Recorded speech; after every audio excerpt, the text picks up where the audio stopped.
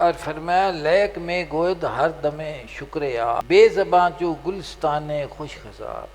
فرماندے نے کہ جس گلشن نو جس باغ نو پانی لگدا رہندا ہوئے تے او جڑا پانی جس چمن نو لگدا ہے او ہرا بھرا ہوندا ہے کہ نہیں، کہ او جڑا باغ جنوں پانی جڑا نو ملدا رہا ہوئے اس باغ دی جڑی حالت ہے او دسدی نہ بھی نو سوکا نہیں آیا۔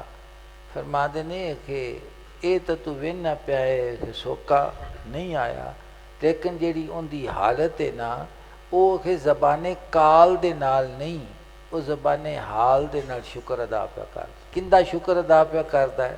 پانی دا۔ فرماندے نے کہ بول کے نہیں دسدا گلشن کہ میں پانی دا بڑا شکر گزار ہاں۔ جناب فرماندے نے کہ گل کال دی نہیں ایتھے حال دی ہے کہ ان دا حال چمن دا دسدا ہے کہ وہ پانی دا شکر پہ ادا کرتا کہ میریاں جڑاں نو پانی ایسے واسطے علامہ صاحب فرمان صحبت اہل صفا نور و حضور و سرور، کہ اہل صفا جنہاں دے دل اللہ دی ذات پاک دی محبت دے نال غیر تو پاک ہو چکے نے، اور ہر ہنیرے تو جڑے دور ہو چنے، ہر زنگار جنہاں دے دل تو لگ گیا۔ صحبت اہل صفا نور و حضور و سرور، کہ اہل صفا دی صحبت تینوں کی کرے گی کہ ایک تو تینوں چانن دے گی، نور دے گی، ہنیرے تو دور۔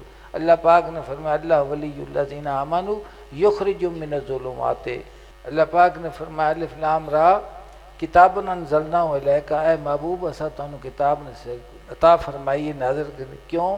لتخرج الناس من الظلمات النور، تاکہ تسی انہوں ہنیریاں وچوں کڈ کے چانن دی طرف لے۔ کی پتہ کہ نبی آیا ہی ہنیرے وچوں کڈن واسطے، او نور ہی نور ہے، وہ تے نور دی تقسیم کرن آیا ہے تے نور ہی دیندا ہے۔ وہ ہنیرا تو اتنے رہندا ہی نہیں، ہنیرا کفر ہے، ہنیرا شرک ہے، منافقت ہنیرا ہے، ہر وہ خسرت جڑی اللہ دے راہ دے کولوں روک دی وہ ہنیرا ہے۔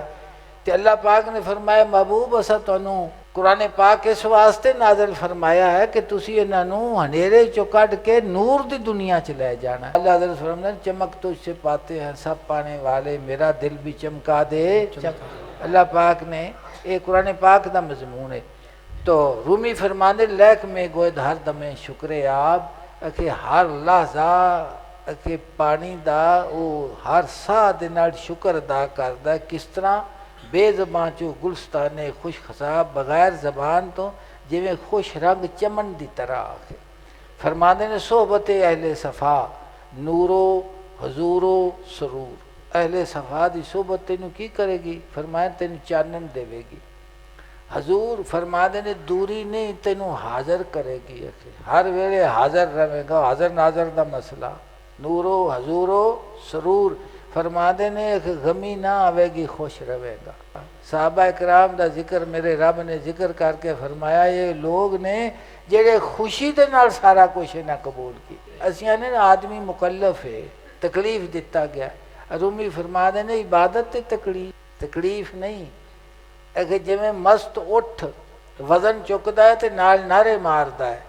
فرماندے نے کہ اللہ دی ذات پاک دی جڑی عبادت ہے نا وہ مست اٹھ دی طرح چک کر ذکر کی کر، وہ کہ مست اٹھ دی طرح کہ تیرے ایک ایک لفظ دے وچوں کہ تیرے دل دا جڑا جوش ظاہر ہونا چاہیے۔ ہن فرماندے نے کہ مست اٹھ دا جڑی آواز کڈدا ہے تے بڑکدا ہے نا تو بعد اون جھگ منہ لو نکلدی ہے کہ اون دے دل دے جوش دا پتہ دیندی ہے تے جنہ وزن پائی جو چکی جاندا ہوندا۔ تو فرماندے نے صحبت اہل صفا نور و حضور و سرور، سر خوشو پر سوز ہے لالا لبے آب جو۔ فرماندے نے کہ پانی دی نہر دے کنارے دے اتے جڑا بوٹا پھل دا لگا ہے نا ویل دا، ان دا کہ حالت دسدی ہے پئی بھی اینوں پانی لگدا رہندا۔